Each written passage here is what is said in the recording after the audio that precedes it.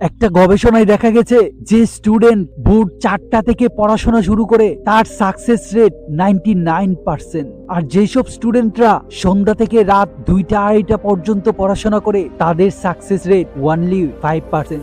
আপনি হয়তো অনেক যুক্তিতর্ক দিয়ে বলবেন আমি রাতে পড়তেই পছন্দ করি, কিন্তু অনেস্টলি আপনি বলুন তো, যখন আপনি পড়াশোনা করেন রাতে তখন আপনার ফোনের নোটিফিকেশন কতবার চেক করেন? কতবার আপনার বাবা মা আপনাকে ডাকে আপনি কি করছেন বা পড়াশোনা করছেন কিনা? কিন্তু যখন আপনি ভোর 4টা বা 3:30টায় উঠে পড়াশোনা শুরু করবেন, এই পুরো পৃথিবী তখন ঘুমিয়ে আছে, কেউ আপনাকে ডিস্টার্ব করার মতো জেগে নেই। তখন আপনার কনসেন্ট্রেশন লেভেল কোথায় থাকবে? তাই আপনি কোন দলে থাকতে চান, চয়েস আপনার। যখন কোনো মোটিভেশনাল ভিডিও দেখি বা কেউ আমাদের সফলতার গল্প শোনায় তখন নিজেকে অনেক বেশি মোটিভেটেড ফিল হয়। মনে হয় কাল থেকে আমি নতুন ভাবে শুরু করব, মনে হয় আমাকে কেউ হারাতে পারবে না। কিন্তু আস্তে আস্তে আমরা সেই আগের জায়গায় ফিরে যাই। এটা কেন হয়? মোটিভেশন শব্দটার অর্থ কি? Motive toward action. আচ্ছা আপনি বলুন তো, 5 - 5 কত হয়? 0। 5 ডিভাইডেড 5 কত হয়? 1। 5 প্লাস 5 কত হয়? 10। 5 ইন্টু 5 কত হয়? 25। দেখুন এখানে 5 পাশাপাশি বসছে, কিন্তু মাঝখানের চিহ্নটার ফলে ফলাফল কত ডিফারেন্স তৈরি হচ্ছে। আচ্ছা বলুন তো, এই পৃথিবীতে সবচেয়ে দামি বাড়ি কোনটি? বর্তমানে রানীর বাড়ি হচ্ছে সবচেয়ে দামি। আচ্ছা এখন এই রানীর বাড়ি আপনাকে উপহার দেওয়া হবে, শুধুমাত্র আপনার 2টি চোখ দিয়ে দিতে হবে। আপনি কি রাজি হবেন? আমার মনে হয় 99% মানুষই রাজি হবে না। তাহলে এই পৃথিবীর সবচেয়ে দামি বাড়িটি মূল্য বেশি নাকি আপনার চোখের মূল্য বেশি? আপনি কখনো এই চোখ, হাত, পা, আপনার মস্তিষ্ক এগুলোর জন্য কৃতজ্ঞতা প্রকাশ করেছেন? সৃষ্টিকর্তা যে আপনাকে না চাইতেই এত মূল্যবান অর্গান দিয়ে সৃষ্টি করেছে, এটা কি আপনি কখনো ফিল করেছেন? আপনি কোনো কিছু হতেই হতাশাগ্রস্ত হয়ে যান, চিন্তা করেন আমাকে দিয়ে হবে না, আমি কিছু পারবো না। কিন্তু আপনাকে যে সৃষ্টিকর্তা কত মূল্যবান ভাবে সৃষ্টি করেছে, এটা কি কখনো নোটিস করেছেন? If you want to be successful you never give excuse. যারা অজুহাত দেয় তারা কখনো সফল হয় না, আর যারা সফল হয় তারা কখনো অজুহাত দেয় না। মোটিভেশন কিভাবে ধরে রাখবেন? আপনার ওয়াই ক্লিয়ার থাকতে হবে। আপনি কেন সফল হবেন?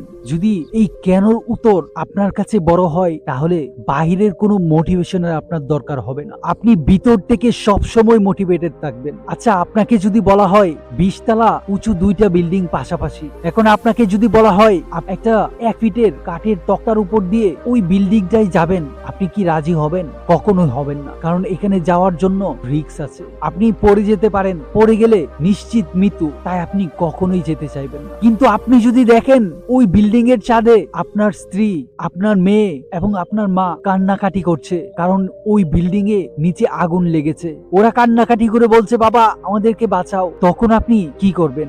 নিশ্চয়ই যাবেন। তখন আপনার মৃত্যুর ভয় কেটে যাবে, কারণ ওই বিল্ডিং এ আপনার মা, আপনার মেয়ে বা আপনার স্ত্রী কান্নাকাটি করছে। তখন আপনার কাছে এই হোয়াইটা ক্লিয়ার, কারণ ওই বিল্ডিং এ যদি আপনি না যেতে পারেন তাদেরকে বাঁচাতে পারবেন না। যখন আপনার একটা ক্লিয়ার পিকচার থাকবে এবং একটা গোল থাকবে, আমি কেন সফল হতে চাই, এটা যত ক্লিয়ার থাকবে ততই আপনি ভিতর থেকে মোটিভেটেড থাকবেন। যখন আপনার কাছে হোয়াই টু ডু এটি ক্লিয়ার থাকবে, তখনই আপনি next step how to do এবং হোয়াট টু ডু এই স্টেপ গুলোতে আগাবেন। আপনি চিন্তা করছেন আমার বাবা মা অনেক সাফার করছে, অনেক কষ্ট করে সংসার চালাচ্ছে, আমার বাবা সারা দিন রাত পরিশ্রম করে সংসার টানছে, আমাকে সফল হতে হবে। এখানে আপনার হোয়াইটা ক্লিয়ার, কারণ আপনি আপনার বাবা মা বা আপনার ফ্যামিলির অবস্থার পরিবর্তন চান। আপনি ওই বিল্ডিং এর 1 ফিটের রাস্তা দিয়ে হাঁটতে চাইবেন, কারণ আপনার কাছে হোয়াইটা ক্লিয়ার, কারণ ওই বিল্ডিং এ আপনার মা মেয়ে আটকা পড়েছে। আপনার কাছে হোয়াইটা ক্লিয়ার, কারণ এখন যদি আপনি পরিশ্রম না করেন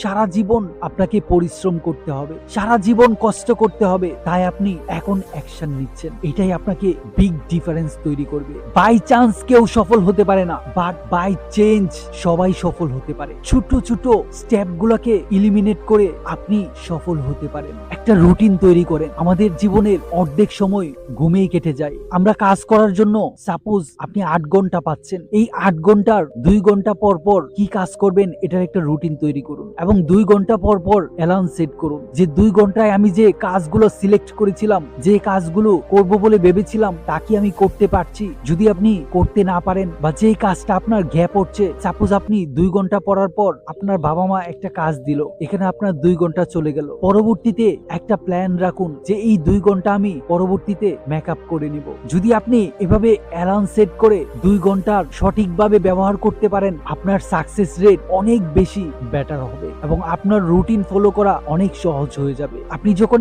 1 মিনিটকে সম্মান দিতে জানবেন, তখনই 1 ঘন্টাকে সম্মান দিতে পারবেন। আপনি যখন 1 ঘন্টার মূল্য বুঝবেন, তখন আপনি 24 ঘন্টার মূল্য বুঝবেন। যখন আপনি 24 ঘন্টার মূল্য বুঝতে পারবেন, তখন আপনি 1 সপ্তাহের মূল্য অবশ্যই বুঝবেন। আর যে 1 সপ্তাহের মূল্য বুঝে, সে 1 মাসের মূল্য বুঝে, 1 বছরের মূল্য বুঝে। আপনাকে মাথায় রাখতে হবে, আপনি কি টাইম ইনভেস্ট করবেন নাকি টাইম ওয়েস্ট করবেন। চয়েস আপনার হাতে। আপনি কি মোবাইল ইউজ করবেন নাকি মোবাইল আপনাকে ইউজ করবে। অনেকেই বলে যখন আমি সফল হব তখন ডিসিপ্লিন হব। এটা কি আদৌ সম্ভব? যখন আপনি ডিসিপ্লিন হবেন তখনই সফলতা আসবে। সফল হয়ে কখনো ডিসিপ্লিন হওয়া যায় না। যখন আপনি সত্য কথা বলবেন তখনই আপনি সৎ হবেন। সৎ হয়ে কেউ সত্য কথা বলে না, আগে সত্য কথা বলে শুরু করতে হয়। আপনি মানুষকে দেখানোর জন্য সৎ না হয়ে নিজের ভিতর থেকে সৎ হন, নিজের কর্মের প্রতি সৎ হন। আপনাকে যদি বলা হয় আপনি সফল হওয়ার জন্য নিজেকে কত নাম্বার দিবেন 10-এর মধ্যে? এখন যদি আমি প্রশ্ন করি, আপনি কি ঘুম থেকে উঠার জন্য ডিসিপ্লিন? আপনি কি আপনার সহধর্মিণীকে রেসপেক্ট দেওয়ার ক্ষেত্রে ডিসিপ্লিন? আপনার উপর যে দায়িত্ব, সেই দায়িত্ব পালন করতে কি আপনি ডিসিপ্লিন? সৃষ্টিকর্তার আনুগত্য পালন করতে কি আপনি ডিসিপ্লিন? যদি না হয়, তাহলে আপনার অনেক বেশি কাজ করতে হবে নিজের উপর, নিজেকে অনেক বেশি ইমপ্রুভ করার প্ল্যান করতে হবে। এই পুরো পৃথিবী থেকে শিক্ষা গ্রহণ করুন। আমরা একটা ইউনিভার্সিটিতে আছি। এই ইউনিভার্স আমাদেরকে শিক্ষা দেয় প্রতিদিন কিভাবে ইমপ্রুভ করা যায়। প্রতিদিন নিজেকে গ্রো করতে হবে। স্টিভ জবস একটা দারুণ কথা বলেছিল, স্টে ফুলিশ, স্টে হাংরি। বোকা থাকুন এবং শিখতে থাকুন।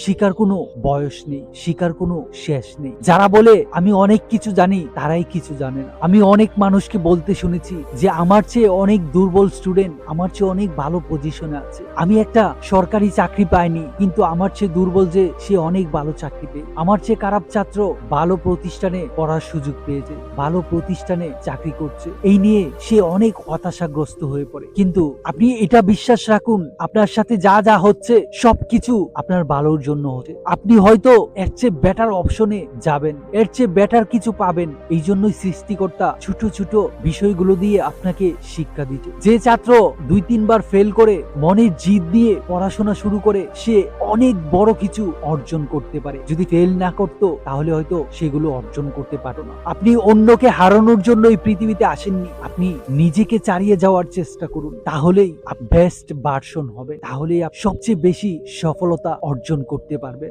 আইনস্টাইন একটা দারুণ কথা বলেছিল, ইমাজিনেশন ইজ এভরিথিং।